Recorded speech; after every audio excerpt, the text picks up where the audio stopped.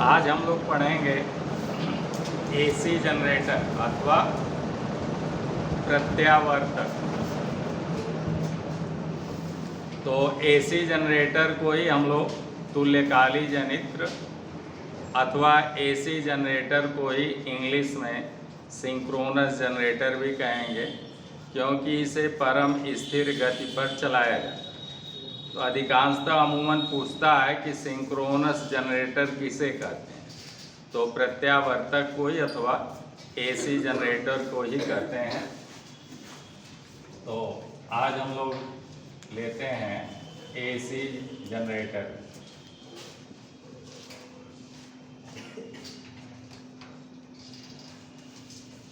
AC generator को हम लोग कहेंगे बेटा प्रत्यावर्ती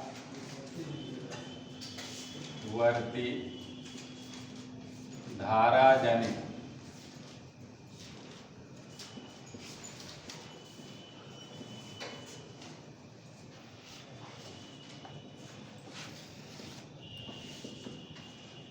अथवा इसी को कहेंगे अल्टरनेटर। आर क्या कहेंगे?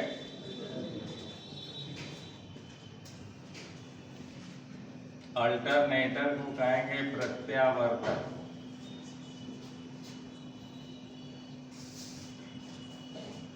अथवा इसी को क्या कहेंगे? Synchronous generator.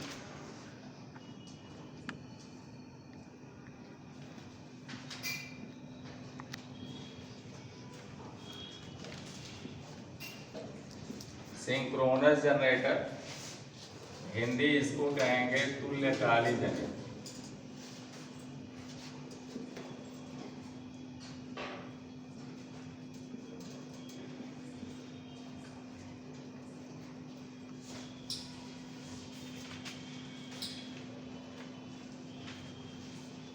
अब हम लोग देखते हैं तो हमारा एसी जनरेटर है क्या। तो हम लोग कहे कि भाई वह युक्ति जो यांत्रिक ऊर्जा को बेटा एसी वैद्युत ऊर्जा में प्रदान करे, उस युक्ति को या उस डिवाइस को हम लोग एसी जनरेटर कहें। क्या? वह युक्ति या वह डिवाइस जो यांत्रिक ऊर्जा को एसी वैद्युत ऊर्जा में या प्रत्यावर्ती धारा ऊर्जा में परिवर्तित करे, उस युक्ति को एसी जनरेटर है। तो वह युक्ति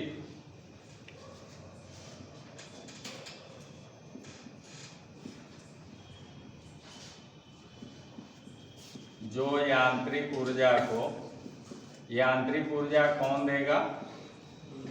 हमारा प्राथमिक चालक देगा, डीजल इंजन देगा, वो नचाएगा। वो डीजल इंजन का धुर्रा नाचता है तो उस पर पुली पट्टा चढ़ाकर हम लोग काम लेते हैं, वही यांत्रिक ऊर्जा। और वो जब हम लोग डीजल इंजन के धुर्रे से कपलिंग करके जोड़ देंगे तो वो फिर जो है हमारे जनरेटर के धुर्रे को नचाने लगेगा, और फैराडे के वैद्युत चुंबकीय प्रेरण से उसमें बेटा वैद्युत ऊर्जा का जनन यानी ईएमएफ बनने लगेगा। तो यांत्रिक ऊर्जा हमारा प्राथमिक चालक देगा, और प्राथमिक चालक कौन कौन है?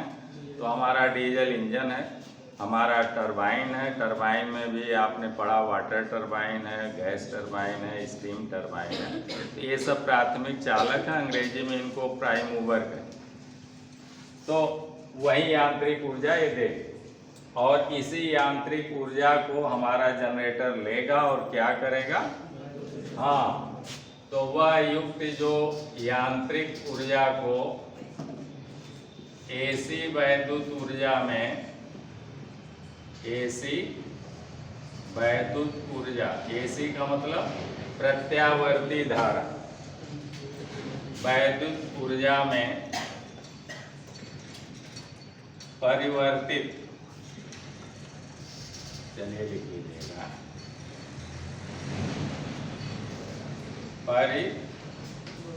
परिवर्तित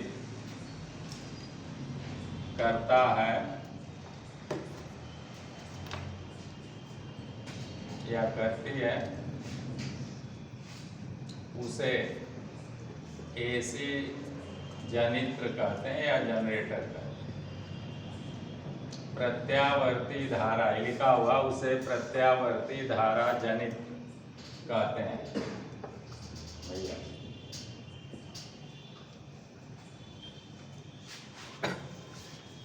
ठीक है ना।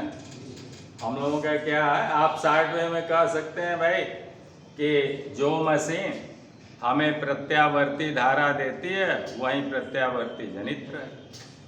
लेकिन वो कैसे देती है, तो सही मायने में आप कहेंगे कि वह युक्ति जो यांत्रिक ऊर्जा को, और यांत्रिक ऊर्जा कौन देगा बेटा, तो यांत्रिक ऊर्जा हमारा जो है डीजल इंजन देगा। हाँ, डीजल इंजन देगा और टरबाइन देगा। ये प्राथमिक चालक इन्हीं की दी हुई ऊर्जा को, घर पर भी हम लोग छोटा जनरेटर प्रयोग करते हैं बेटा, तो जब तक जनरेटर को आप नचाएंगे नहीं तब तक वो वैद्युत ऊर्जा नहीं देता है। तो नचाने के लिए हम लोग साथ में एक डीजल इंजन अटैच किए रहते हैं, उसी को कहते हैं डीजल जनरेटर सेट। और जब टरबाइन से चलाएंगे तो उसे कहेंगे टर्बो अल्टरनेटर सेट। पक्का। तो अब जो है टरबाइन या हमारा डीजल इंजन बेटा जो भी है उसे ही हम लोग कहते हैं प्राथमिक चालक, या अंग्रेजी में कहेंगे प्राइमरी। और यही देगा यांत्रिक ऊर्जा, और फिर हमारा जनरेटर उसे कन्वर्ट करेगा वैद्युत ऊर्जा। और ये काम किस सिद्धांत पर करता है, तो आपने लिखा कि यह फैराडे के वैद्युत चुंबकीय, फैराडे के वैद्युत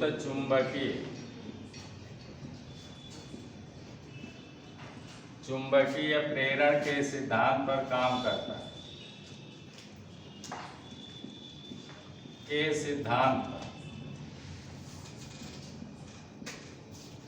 वैद्युत चुंबकीय प्रेरण को कहेंगे बेटा इलेक्ट्रोमैग्नेटिक इंडक्शन। इलेक्ट्रोमैग्नेटिक इंडक्शन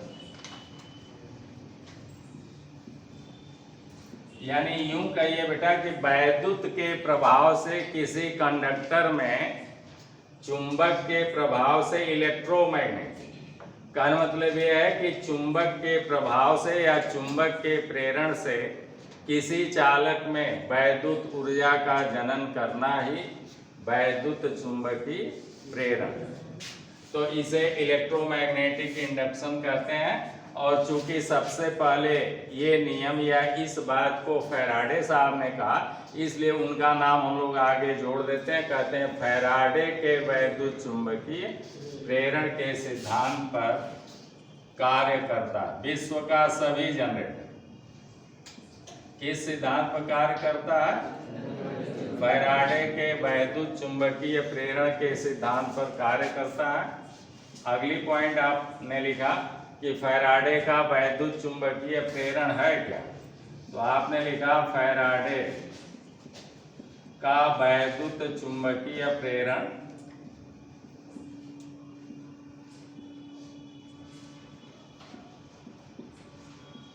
यानी इलेक्ट्रोमैग्नेटिक इंडक्शन क्या है, तो जब किसी चालक को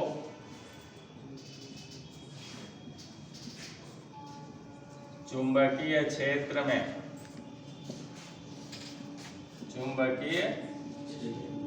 में घुमाया जाता है,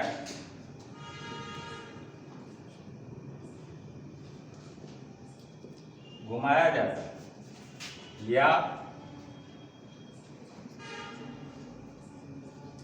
बेटा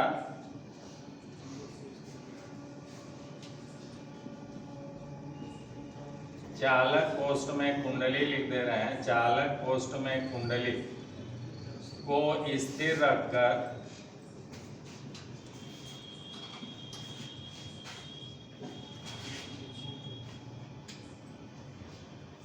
चुंबकीय क्षेत्र को घुमाया जाए। चुंबकीय क्षेत्र को घुमाया जाए तो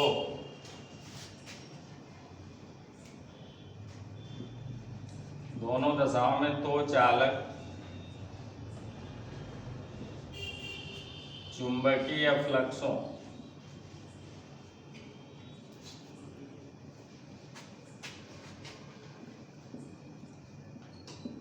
कोष्ठ में 5 वेबर बेटा 5 वेबर 5 से व्यक्त करते हैं चुंबकीय फ्लक्सों को या चुंबकीय बल रेखाओं चुंबकीय फ्लक्सों को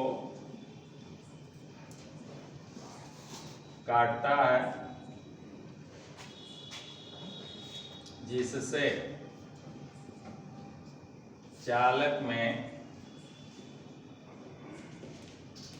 एक प्रेरित विद्युत वाहक बल या एक विद्युत वाहक बल कोष्ठ में EMF जिसे कहते प्रेरित होता है या उत्पन्न होता है।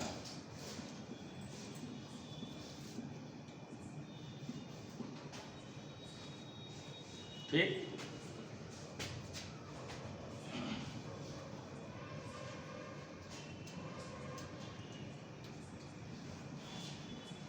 इस प्रेरित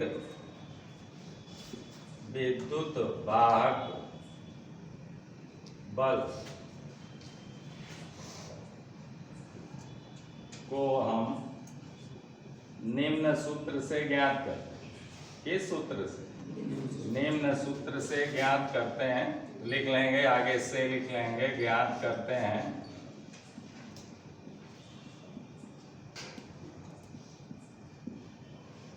तो लिखेंगे प्रेरित विद्युत वाहक बल कोष्ठ में E बराबर N गुणे d∅/dt बराबर, इसी को हम लोग ऐसे भी लिखेंगे N गुणे कोष्ठ में ∅2 - ∅1/T2 - T1 ऐसे भी लिखेंगे, या इसी को लिखेंगे N गुणे N क्या? वर्तों की संख्या। लिख लें कि N क्या है, N क्या है तो लिख लें कुंडली में बेटा टर्नों की संख्या है। टर्नों की संख्या गुणे इसे कहेंगे ∅2 - ∅1 को क्या कहेंगे? फ्लक्स परिवर्तन। इसे क्या कहेंगे? हाँ, फ्लक्स परिवर्तन। और बटे जो है T2 - T1 को कहेंगे समय अंतराल कहेंगे। और इसी को इतने को हम लोग कहते हैं फ्लक्स परिवर्तन की दर। फ्लक्स परिवर्तन की दर जब बटे में बेटा समय आ जाता है, साइंस में जैसे दैनिक जीवन में दर का मतलब रुपए से होता है। हम लोग पूछते हैं कि भाई आलू किस दर से है, या कपड़ा किस दर से है, या पेट्रोल डीजल किस दर से है, तो वहाँ रुपए से होता है। और साइंस में दर का मतलब समय से। तो जहाँ बटे में समय आ जाए वहाँ आप समझ जाएंगे कि ये जो है दर। तो यानी अब आप कहेंगे कि प्रेरित विद्युत वाहक बल E जो है वह फ्लक्स परिवर्तन की दर के समानुपाती। फ्लक्स परिवर्तन की दर बढ़ा दी जाए तो प्रेरित विद्युत वाहक बल E बढ़ जाएगा। यानी बेटा कम बढ़ेगा कैसे? जब कम समय में आप फ्लक्स में ज़्यादा परिवर्तन कराएं। और कम समय में फ्लक्स में ज़्यादा परिवर्तन कराना है तो आपको बेटा जो है बहुत तेज़ी से नचाना, ठीक है ना? तब जाके फ्लक्स में परिवर्तन होगा। तो इस तरह से अब हम लोग फ्लक्स को किस में मापते हैं? तो फ्लक्स को इसका मात्रक हो गया आपका प्रेरित विद्युत वाहक बल E का मात्रक हो गया तो ये तो बेटा कुंडली में टर्नों की संख्या 150 टर्न होंगे, तो वो संख्या हो गई। फाई को वेबर में मापते हैं, किसमें? हाँ, वेबर में, और बटे समय को सेकेंड में। समय को किस में मापते हैं? तो वेबर बटे सेकेंड बेटा बराबर हो गया वोल्ट। ये भी जानते रहिए वोल्ट को क्या कहता है, तो कहेंगे वेबर बटे सेकेंड। तो इस तरह से प्रेरित विद्युत वाहक बल के लिए ऐसे, अथवा इसे प्रेरित विद्युत वाहक बल E बराबर होता है। E बराबर क्या होता है? या जब किसी चालक को घुमाएंगे बेटा तब क्या होगा? जब किसी चालक को चुंबकीय क्षेत्र में घुमाएंगे बेटा तब E बराबर हो जाता है BLV sin थीटा। इतना वोल्ट हो जाता है। क्या हो जाता है? ये भी फार्मूला। तो ये गतिकी है, ये कैसा प्रेरण है? फैराडे का वैद्युत चुंबकीय प्रेरण कैसा है? हाँ, फैराडे का वैद्युत चुंबकीय प्रेरण बेटा ये गतिकी है। ये गतिकीय चुंबकीय प्रेरण का उदाहरण। जब तक गति नहीं होगी। B क्या है? B क्या है बेटा? हाँ, चुंबकीय क्षेत्र। क्या?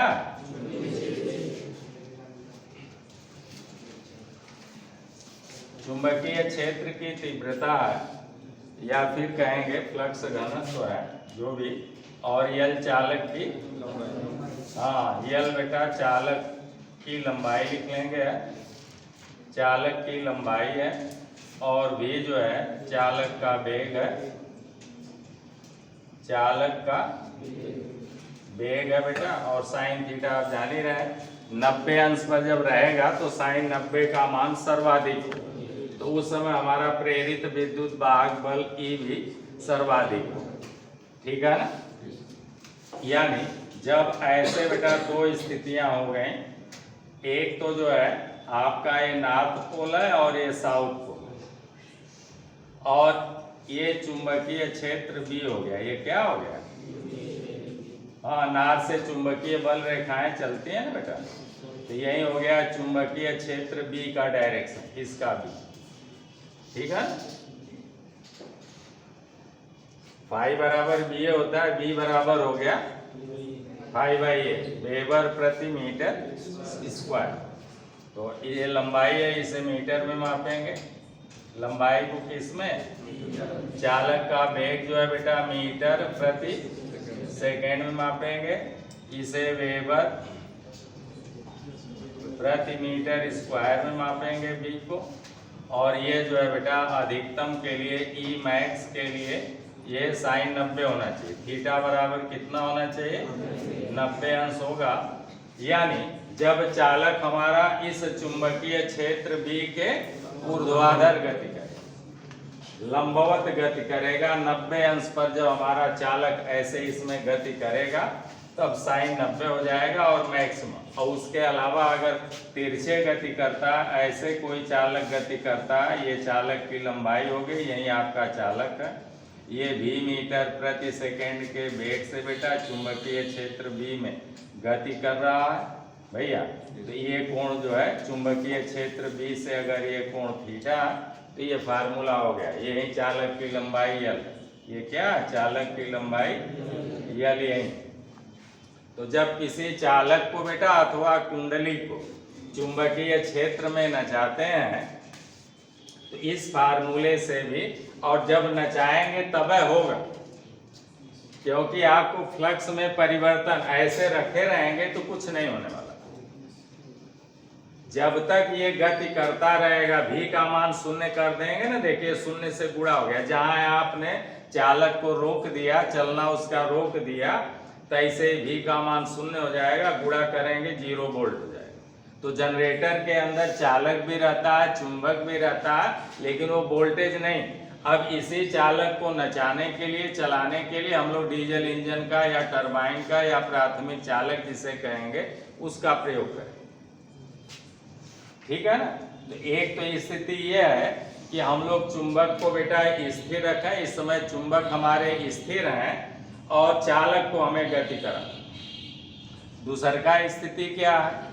दूसर का स्थिति यह है बेटा कि हम लोग जो है कुंडली ले लें ऐसे और यहाँ पर गैल्वेनोमीटर लगा दें ताकि ये माने विक्षेप देगा तो हमें पता लग जाएगा कि इसमें धारा बह रही। तो और ये चुंबक ले लें, ये नॉर्थ पोल और साउथ पोल।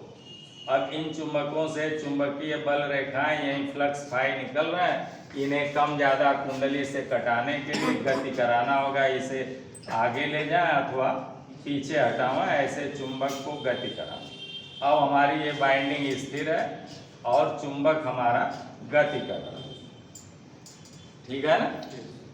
तो अब d होगा, इससे कटने वाले फ्लक्स के मान में परिवर्तन कराने के लिए बेटा हम लोग चुंबक को चलाएं।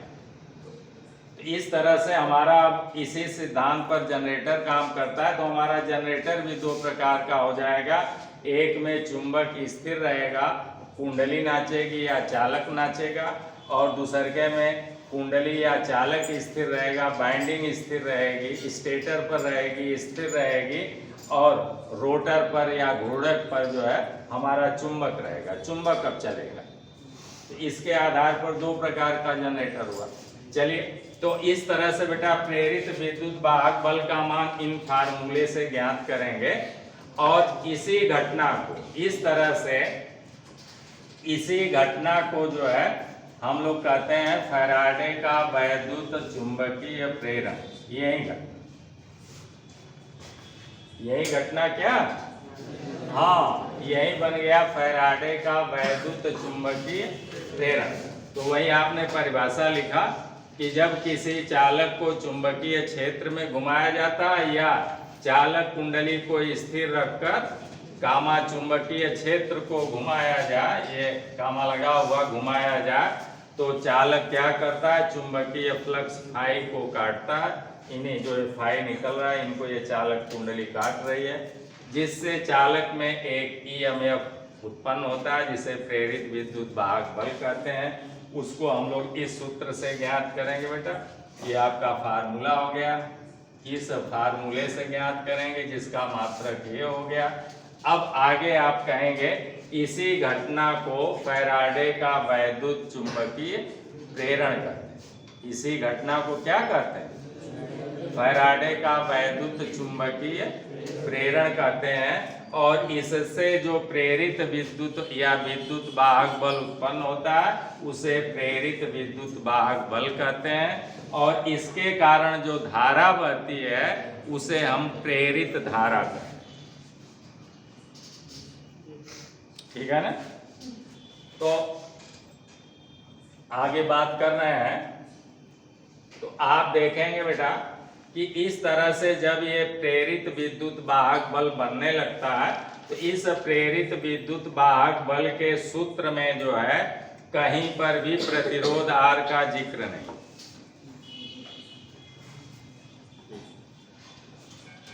अतः आपने लिखा कि प्रेरित विद्युत वाहक बल, हाँ बेटा, हाँ, प्रेरित ईएमएफ या प्रेरित विद्युत वाहक बल चालक तार के प्रतिरोध पर निर्भर नहीं करता या कुंडली के प्रतिरोध पर, हाँ, चालक के प्रतिरोध R पर निर्भर नहीं करता। प्रतिरोध पूरा लिख लेंगे, R पर निर्भर नहीं करता।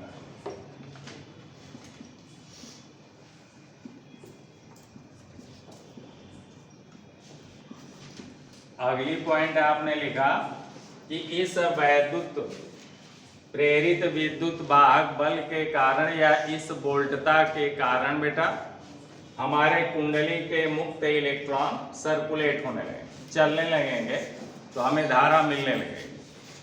तो लिख लें, इस ईएमएफ के कारण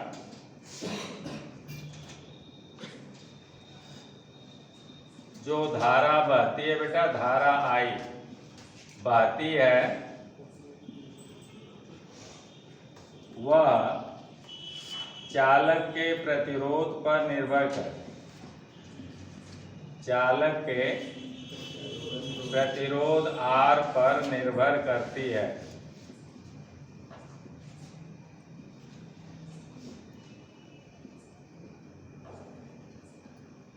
देखिए ना, हम लोग ओम के नियम के अनुसार जानते हैं V बराबर क्या होता है, V बराबर IR।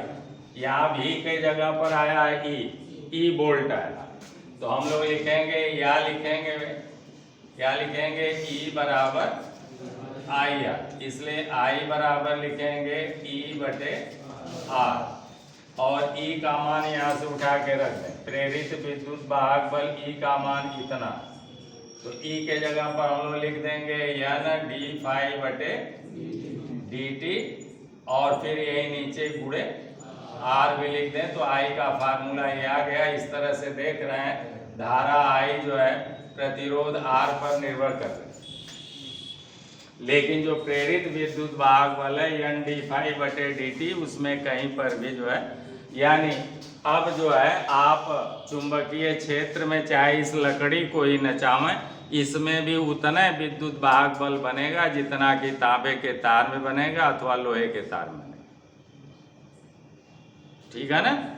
अब वो बात अलग है कि वो वोल्टेज जो है इसमें जो है धारा नहीं प्रवाहित करा पाए, लेकिन जब ये तांबे के तार में या एल्युमिनियम के तार में बनेगा तो ये वोल्टेज जो है धारा प्रवाहित करा देगा, इलेक्ट्रॉनों को प्रवाहित करेगा। ठीक है ना। अब जो है इस बात की प्रेरणा जो है फैराडे साहब को कहाँ से मिली बेटा, तो फैराडे साहब को जो है अगली पॉइंट आपने लिखा कि फैराडे साहब को जो ये बात समझ में आई, वो सबसे पहले जो है वैज्ञानिक ओर्स्टेड ने बताया। क्या बताया भाई,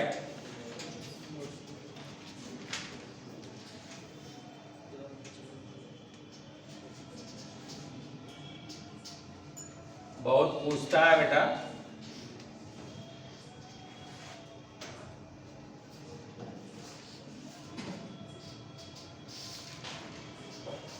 अगली पॉइंट आपने लिखा 1820 में वैज्ञानिक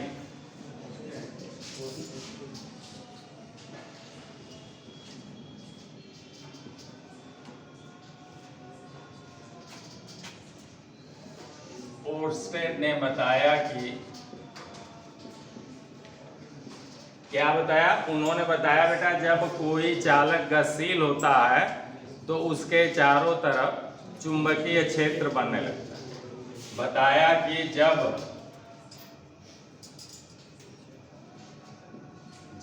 कोई आवेश पोस्ट में क्यू कूलाम, आवेश को किससे मापते हैं, कूलाम में बेटा। तो आवेश क्यू कूलाम यदि गतिशील होता है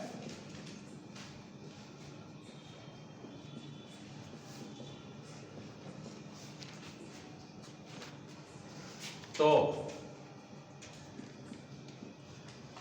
उसके चारों तरफ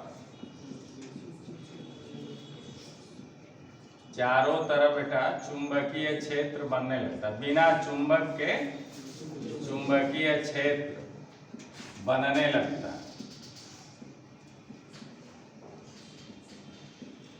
बहुत पूछता है आपके कंपटीशन में, हजारों बार लाखों बार पूछा जा चुका।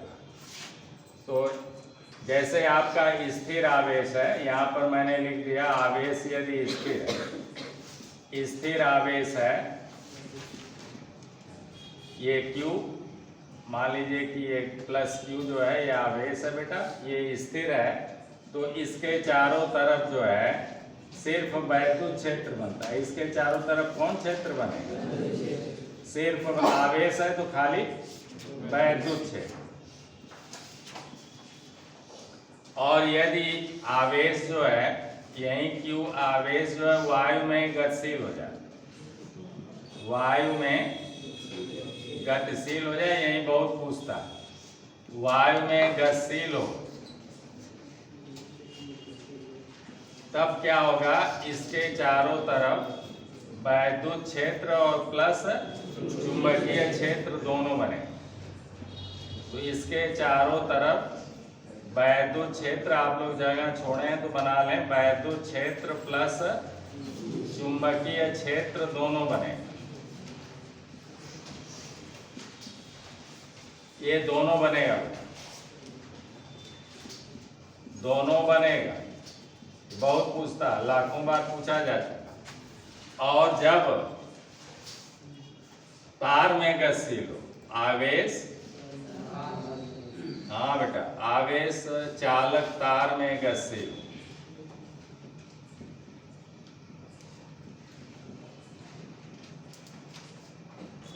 चालक तार में गतिशील हो, यानी ये आवेश जो है आपका क्यू कूलाम का आवेश इस तार में जा रहा है, तार में गतिशील है बेटा। तो इस तार के चारों तरफ, हाँ, इस तार के चारों तरफ चुंबकीय क्षेत्र बनता है।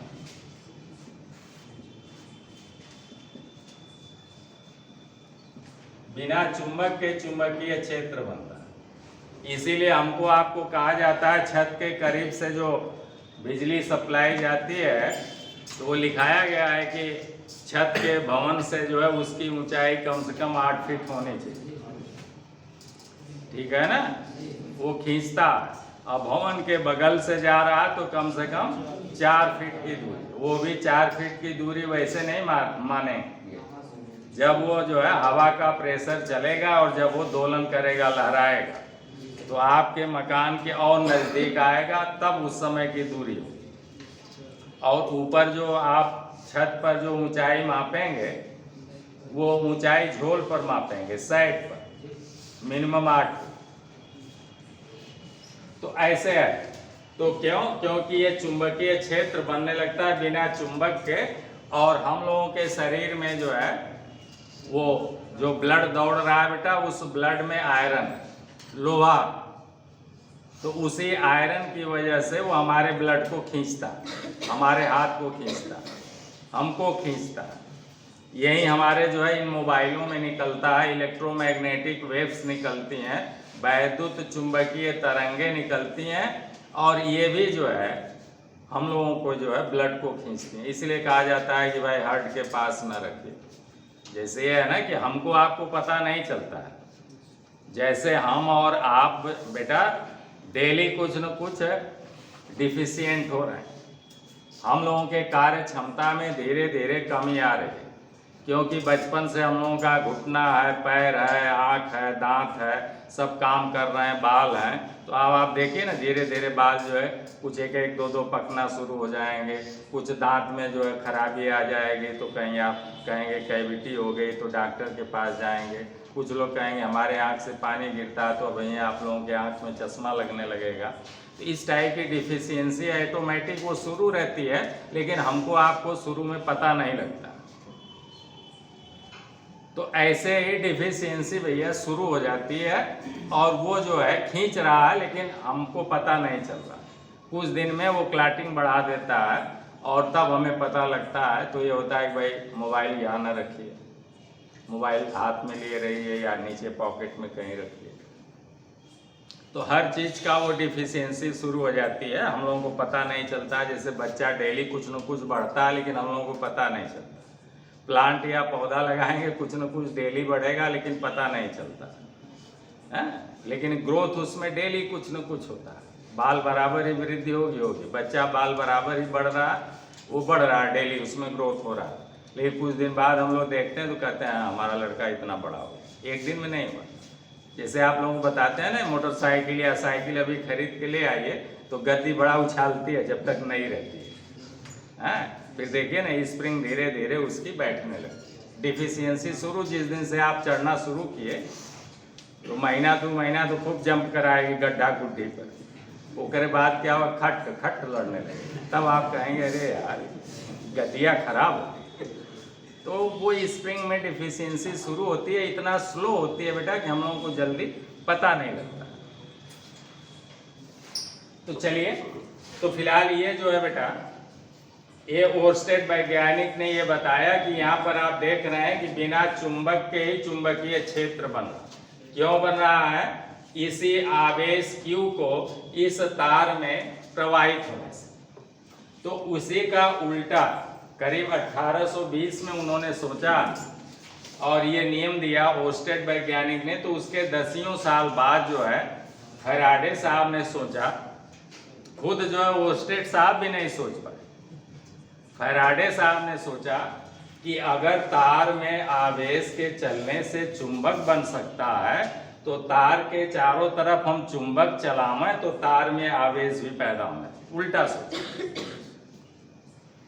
क्या सोचा? उल्टा ये सोचा कि यदि आवेश के चलने से चुंबक बन सकता है तो चुंबक के चलने से आवेश भी पैदा होना चाहिए। और अपनी बात को जो सोचा उसको सिद्ध करने के लिए उन्होंने एक तार लिया बेटा और उसको जो है कॉइल के रूप में ऐसे लुपेटा और यहाँ पर एक गैल्वेनोमीटर लगा दिया ताकि इसमें डिफ्लेक्शन आएगा तो हम जान जाएंगे कि इसमें आवेश पैदा हो गया या आवेश चल रहा है या आवेश प्रवाह की दर को धारा कहते हैं।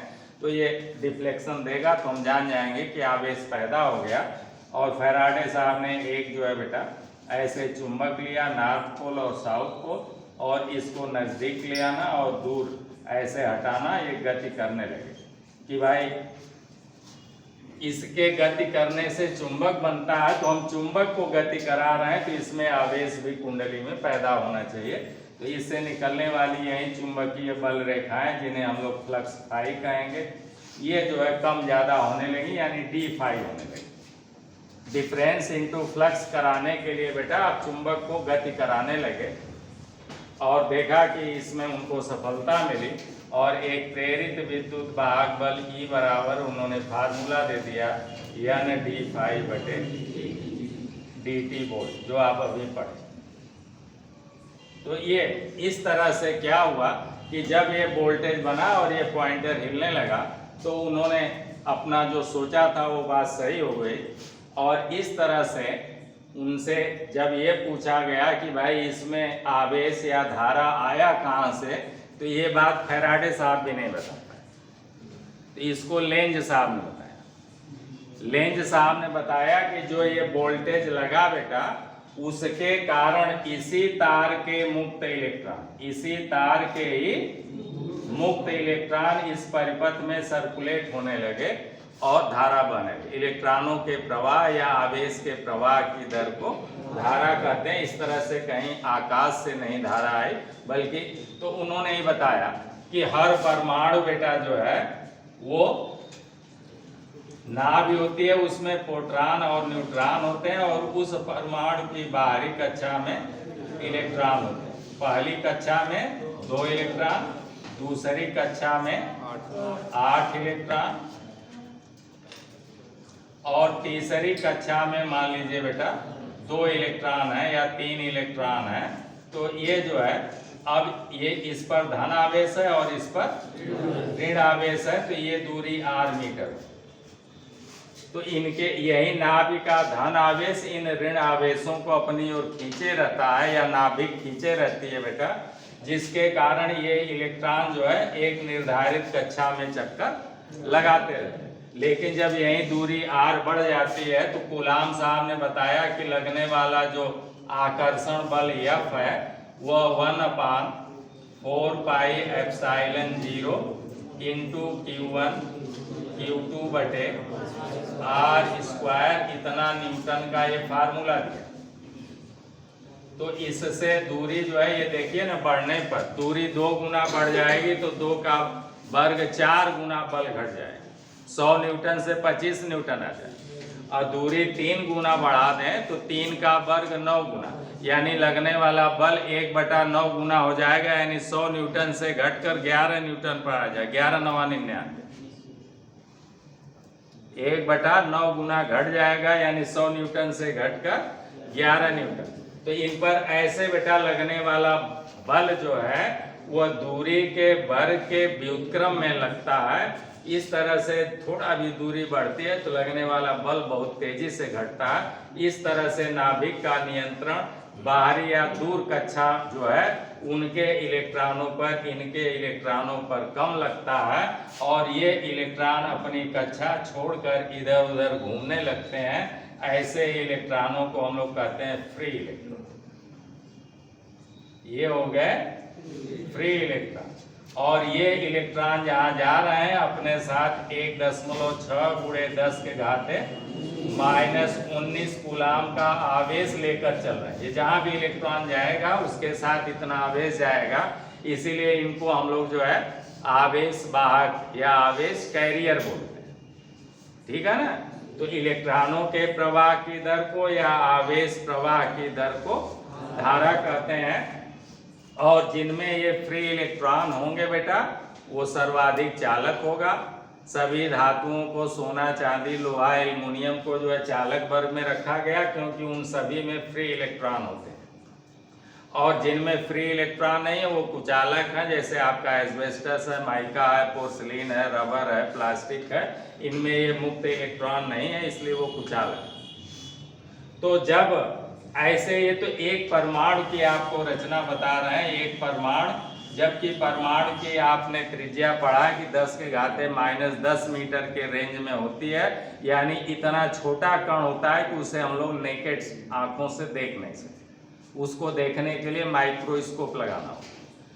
फिर भी उसकी संरचना में ये बीच में नाभिक होती है, नाभिक में प्रोटॉन न्यूट्रॉन होते हैं और कक्षाओं में इलेक्ट्रॉन चक्कर लगाते हैं। पहली कक्षा में 2 इलेक्ट्रॉन, दूसरी में 8 इलेक्ट्रॉन, तीसरी में 18 इलेक्ट्रॉन। तो तीसरी नहीं पूरी है, 2 4 है। तो ये जो है नाभिक का कंट्रोल कम हो जाता है और वो घूमने लगते हैं धातु के अंदर। और जो घूमते हैं बेटा उसे कहते हैं इंट्रामॉलिक्यूलर स्पेस होता है, उसके वो चलते हैं। अथवा अपनी कक्षा छोड़कर दूसरे परमाणु पर चले गए, वहाँ से निकलकर तीसरे पर चले गए, फिर अपने पर आ गए, ऐसे चलते रहते हैं। तो उनकी इस गति को अनियमित गति या रैंडम गति कहते हैं। और जब उसी पर ये वाला वोल्टेज लग जाता है, ये विद्युत वाहक बल लग जाता है, तब इस वोल्टेज के कारण यही मुक्त इलेक्ट्रॉन, यही जो फ्री इलेक्ट्रॉन है, ये फ्री इलेक्ट्रॉन है, ये फ्री इलेक्ट्रॉन है, ये इलेक्ट्रॉन जो ये तो एक परमाणु, ऐसे दूसरे परमाणु पर होंगे, ऐसे तीसरे परमाणु पर होंगे। तो इतना मीटर ही आप या छोटा सा टुकड़ा लेंगे, इसमें लाखों अरबों जो है इलेक्ट्रॉन फ्री। क्योंकि एक परमाणु की संरचना ऐसी है जिसको हम लोग आंखों से देख नहीं सकते, और उसमें अगर 3 ठो हैं तो ऐसे ही समझ लिए कि इतना लंबाई का ही कोई धातु का टुकड़ा लेंगे तो उसमें अरबों में। ठीक है ना। तो ये जो है बेटा बाहरी कक्षा वाले इलेक्ट्रॉनों पर अभी तो ये जो है रैंडम गति कर रहे थे, और जब इस जनरेटर का ये वोल्टेज लगने लगेगा तब ये निम्न विभव से उच्च विभव की ओर एक धारा में, एक दिशा में बहने लगते हैं, और इन्हीं के प्रवाह की दर को धारा कहते हैं। इस तरह से प्रत्येक चालक को बेटा हम लोग जोड़ते हैं सेल से या बैटरी से, तो सेल भी अपना 1.5 वोल्ट लगाता है या बैटरी 6 वोल्ट 12 वोल्ट लगाती है। तो उसी वोल्टेज के कारण उस तार के ऐसे मुक्त इलेक्ट्रॉन जो है परिपथ में बहने लगते हैं और हमें धारा मिलने लगती है। आवेश प्रवाह की दर को या इलेक्ट्रॉन प्रवाह की दर को धारा कहेंगे। तो ऐसे ही ये भी तार जो है बेटा ऐसे ही परमाणुओं से मिलकर बना है, और इसकी बाहरी कक्षा में ऐसे ही तमाम फ्री इलेक्ट्रॉन है। और जब ये वोल्टेज लगा इस फार्मूले से, तो वही मुक्त इलेक्ट्रॉन किधर से किधर की ओर चलने लगे, निम्न विभव से उच्च विभव की ओर चलने लगते हैं, और इनके प्रवाह की दर को धारा कहते हैं। इस तरह से प्रत्येक जनरेटर खाली ये वोल्टेज बनाता, वो धारा नहीं बहाता। प्रत्येक जनरेटर या बैटरी या सेल जो है अपना विद्युत वाहक बल लगाता है, और तार के मुक्त इलेक्ट्रॉन ही अपने आप बहने लगते हैं, और बहते हैं किधर से, निम्न विभव से उच्च विभव की ओर बेटा, और उन्हीं के प्रवाह की दर को धारा कहते हैं। इस तरह से धारा मिलने लगती है। पक्का हो गया। तो अब यही फैराडे साहब ने एक छोटा सा प्रैक्टिकल किया बेटा, और यही फैराडे साहब की जो यहाँ सोच मिली, इसके विपरीत उन्होंने सोचा, इसके विपरीत सोचा, उल्टा सोचा, और उस सोची हुई बात को सिद्ध करने के लिए एक तार का, आप भी एक चुंबक ले लीजिए, परमानेंट मैग्नेट ले लीजिए, और एक कॉइल को लपेट कर थोड़ा सा खाली 2 टर्न 3 टर्न बना के और एक जो है गैल्वेनोमीटर लगा दीजिए कि विक्षेप आएगा तो हमें पता लग जाएगा। ये प्रैक्टिकल आप घर पर भी कर सकते हैं। बहुत तेज़ी से इसको चलाइए, देखिए फिर धीरे धीरे चलाएंगे बेटा तो स्पीड कम रहेगी, तो इसका रेजिस्टेंस जो है काम नहीं करने देगा, ये धारा नहीं बहना है, क्योंकि धारा का बहना रेजिस्टेंस पर निर्भर करता है। वोल्टेज तो बनना शुरू हो जाएगा, लेकिन वो वोल्टेज इतना कम होगा कि इसमें धारा नहीं बह पाए, इसलिए आपको तेज गति कराना। d∅/dt यानी फ्लक्स परिवर्तन की दर d∅ का मान बढ़ाना है, तो आपको बहुत तेजी से गति कराना। धीरे धीरे गति कराएंगे तो मालूम हुआ फ्लक्स परिवर्तन की दर बहुत कम रहेगी, तो वो जो है बेटा कम वोल्टेज बनेगा और वो रेजिस्टेंस इसका खा जाएगा और धारा नहीं बने पाएगी। ठीक है ना, क्योंकि धारा रेजिस्टेंस पर निर्भर करेगी। तो इस तरह से बेटा हमारा जो है इसी सिद्धांत पर अब हमारा जो है 2 प्रकार का जनरेटर हो गया। यही अब जनरेटर देखिए क्या हो गया, तो अब जनरेटर इसी सिद्धांत पर, यही जो सिद्धांत है इन्होंने उल्टा इसका सोचा फैराडे साहब ने, यही फैराडे साहब ने प्रैक्टिकल किया था, यही फैराडे साहब का प्रैक्टिकल। और आज अब ये तो एक छोटी सी घटना, लेकिन पूरा विश्व जो है इसी सिद्धांत पर उनका जनरेटर काम कर रहा है, सबका जनरेटर इसी सिद्धांत पर काम कर रहा है।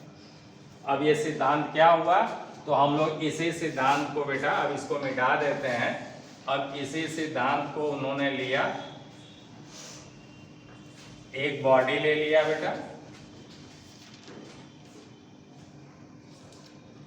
एक बॉडी लिया ऐसे,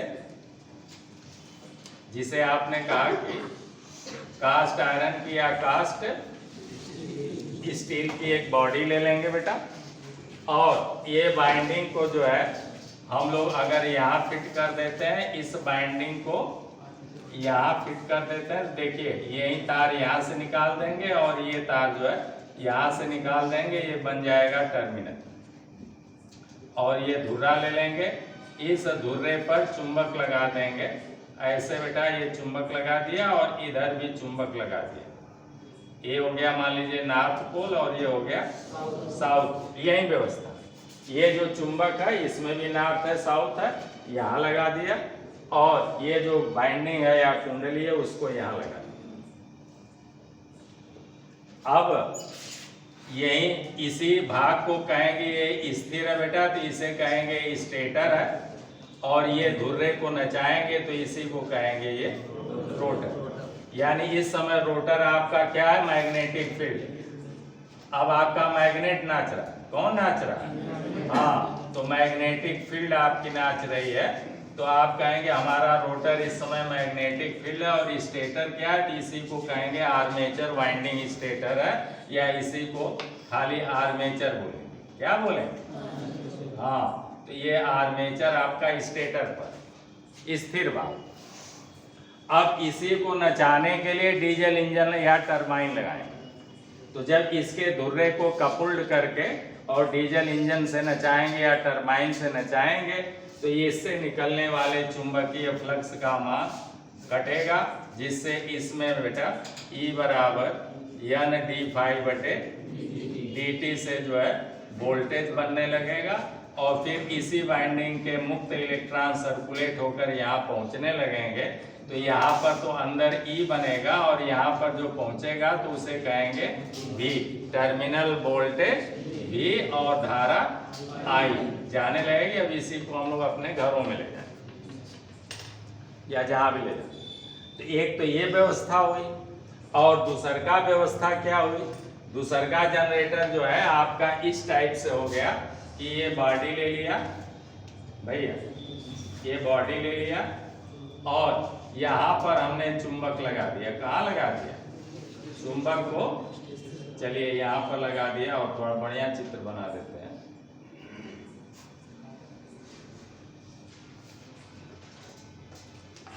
और यहाँ पर बेटा जो है धुर्रा लगा दिया। अब यहाँ पर जो है बाइंडिंग लगा। आपने यही तो कहा कि या तो बेटा चुंबक को स्थिर रखकर बाइंडिंग को नचावा या बाइंडिंग को स्थिर रखकर चुंबक को नचावा। तो दोनों दशाओं में फैराडे साहब ने बताया कि कुंडली जो है चुंबक से निकलने वाले चुंबकीय फ्लक्सों को काटती है, जिससे कुंडली में एक प्रेरित विद्युत वाहक बल उत्पन्न हो जाएगा। इसी घटना को हम लोग जो है इलेक्ट्रोमैग्नेटिक इंडक्शन या वैद्युत चुंबकीय प्रेरण कहेंगे। और इस प्रेरित विद्युत वाहक बल का गणना हम जो है -n या n/dt से करेंगे। लेंस साहब ने बाद में माइनस लगवाया, तो इससे करेंगे और इससे जो उत्पन्न होगी धारा उसे प्रेरित धारा कहेंगे। तो ये अब इस आधार पर फैराडे के इसी वैद्युत चुंबकीय प्रेरण के आधार पर बेटा या तो चुंबक को स्थिर रख दीजिए और कुंडली को दूर पास कीजिए, कुंडली को गति कराइए, या कुंडली को स्थिर कर दीजिए, चुंबक को गति कराइए। तो दोनों व्यवस्थाएं उन्होंने दिया। तो एक व्यवस्था में ये चुंबक को हम लोग गति करा रहे हैं और एक व्यवस्था में चुंबक को स्थिर रख देंगे और इस कुंडली यानी आर्मेचर को गति कराएंगे। तो इस समय आर्मेचर जो है आपका रोटर पर, इस पर ये नाचेगा और ये वाला जो है स्टेटर पर, यानी आपका मैग्नेटिक फील्ड जो है स्टेटर पर होगा।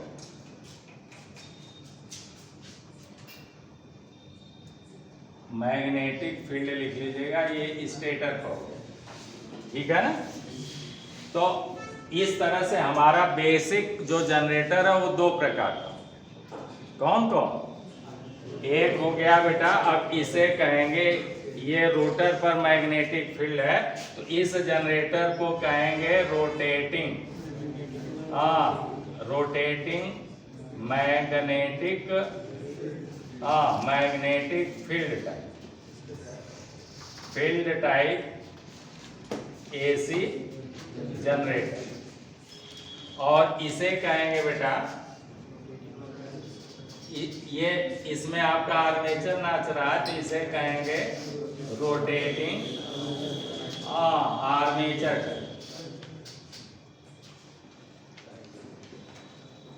Armature type AC generator. चलिए, टाइम ज्यादा हो गया। तो इस तरह से जो फैराडे साहब ने दिया अपना नियम, आज पूरे विश्व में सब जगह का जनरेटर इसी सिद्धांत पर काम कर रहा। और ये बेसिकली दो प्रकार का हो गया उनके नियमानुसार। एक में बेटा ऐसे हम लोग नचाएंगे और एक में तो इसे कहेंगे रोटेटिंग। अब ये भी फिर दो प्रकार का हो जाएगा, ये वाला भी दो प्रकार का हो जाएगा। एक ये सैलिएंट पोल, ये कौन सा पोल? सैलिएंट पोल है, तो यही व्यवस्था हो गई। अब इस सैलिएंट पोल को हम लोग क्या करेंगे, एक में जो है पोल हम लोग जो है स्मूथ वाला लगा देंगे, बेलनाकार वाला लगा देंगे। तो वो हमारा जनरेटर जो है यही वाला जनरेटर ये हो गया। अब यहाँ पर हम लोग वाइंडिंग कर देंगे। चलिए और बातें फिर कल करेंगे। तो ये हो गया बेटा हमारा टर्मिनल। और यहाँ पर हम लोग जो है अब धुर्रे पर क्या लगाएंगे, उभरे हुए ये कौन से पोल? उभार वाले सैलिएंट पोल। अब हम लोग जो है इस धुर्रे पर बेलनाकार पोल लगाते हैं। कौन सा पोल लगाएंगे? बेलनाकार पोल लगाएंगे। मान लीजिए दो पोल का लगा दिए तो ऐसे जो है इसमें खांचा कटा रहता है बेटा, ऐसे खांचा कटा रहेगा और इधर भी ऐसे खांचा कटा रहता है। इसमें हम लोग वाइंडिंग डीसी सप्लाई डालने के लिए इसमें तार लगा देंगे, वाइंडिंग कर देंगे। और अब जो है एक जो है नॉर्थ पोल बन जाएगा और एक अब ये बेलनाकार। तो ये जो है हाई स्पीड वाला है, ठीक है ना। ये कौन वाला रहेगा? ये हाई स्पीड वाला। और ये जो है थोड़ा लो स्पीड वाला, ठीक है ना। ये जो है ये लो स्पीड है, तो इनका प्रयोग हम लोग जो है जल वैद्युत संयंत्र में करें। इसमें करेंगे। इन्हीं का प्रयोग जो है जल वैद्युत संयंत्र में करेंगे और किस टरबाइन के साथ करेंगे? वाटर टरबाइन के साथ इनका प्रयोग करेंगे। और ये हाई स्पीड वाले हैं, इनका जो है थर्मल पावर प्लांटों में करेंगे, पावर प्लांट में करेंगे बेटा। और गैस और स्टीम टरबाइन पर करेंगे। इस पर स्टीम टरबाइन पर करेंगे, ठीक है ना। तो इसी आधार पर अब अगर हम लोग जनरेटर का वर्गीकरण करें या जनरेटर को बांटें बेटा, तो आप देखेंगे कि जनरेटर हमारा जो है 2 प्रकार का हो गया, ठीक। तो एसी जनरेटर को अगर वर्गीकृत करें, चलिए मिटा रहे हैं तो अब आपके समझ में आ रहा होगा। एसी जनरेटर का अगर वर्गीकरण करें तो यहाँ पर हम लोग लिख लेंगे एसी जनरेटर,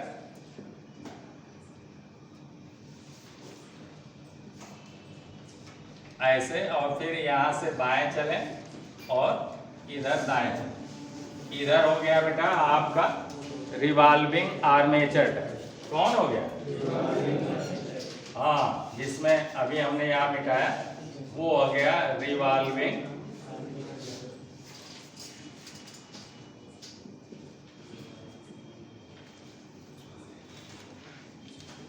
आर्मेचर टाइप बेटा, यानी इसे कहेंगे घूर्णी आर्मेचर प्रकार। क्या कहेंगे? घूर्णी आर्मेचर प्रकार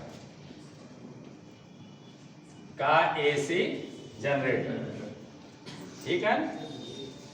और इधर हो जाएगा आपका रिवॉल्विंग फील्ड टाइप, ठीक है ना, एसी जनरेटर। अब ये जो घूर्णी आर्मेचर वाला है, ये वाला जो है लो वोल्टेज। ये कौन सा? ये लो वोल्टेज। ये लो वोल्टेज है, अतः छोटे जनरेटरों में इसका प्रयोग करें, ठीक है ना। और रिवॉल्विंग फील्ड टाइप वाला जो जनरेटर है बेटा, ये जो है हाई वोल्टेज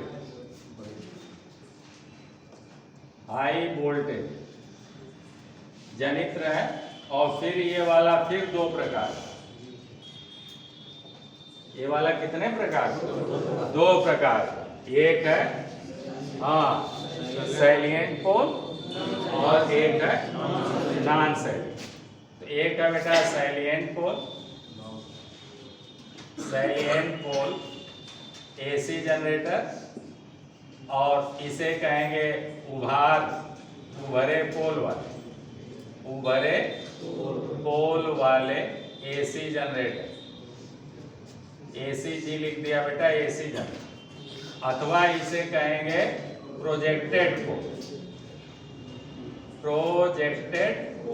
पोल को कहेंगे प्रक्षेपित पोल। क्या कहेंगे? प्रक्षेपित पोल। अथवा इसी को कहेंगे बेटा लो स्पीड। ये वाले हम लोग लिख रहे हैं, यही है लो स्पीड। और लो स्पीड है जल वैद्युत संयंत्र में प्रयोग करेंगे, वाटर टरबाइन पर प्रयोग करेंगे। ये लो स्पीड जनरेटर है, ठीक है ना। इसी का प्रयोग हम लोग जो है वाटर टरबाइन के साथ जल विद्युत या पन बिजली में करेंगे। और इधर ये वाला, ये क्या है? नॉन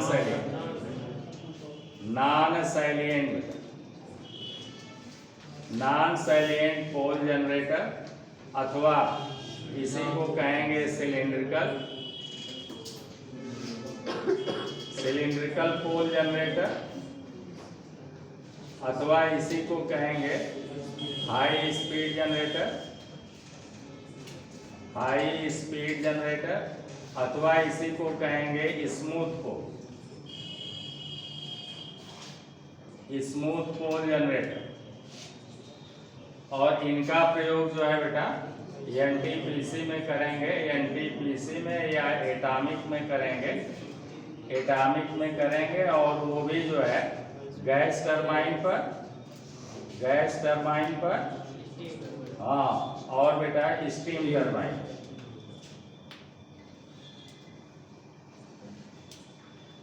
चलिए लिख लीजिएगा, टरबाइन इनका प्रयोग करेंगे। तो अब आपने देख भी लिया, इन्हीं को बेटा हम लोग रोटर बोलेंगे।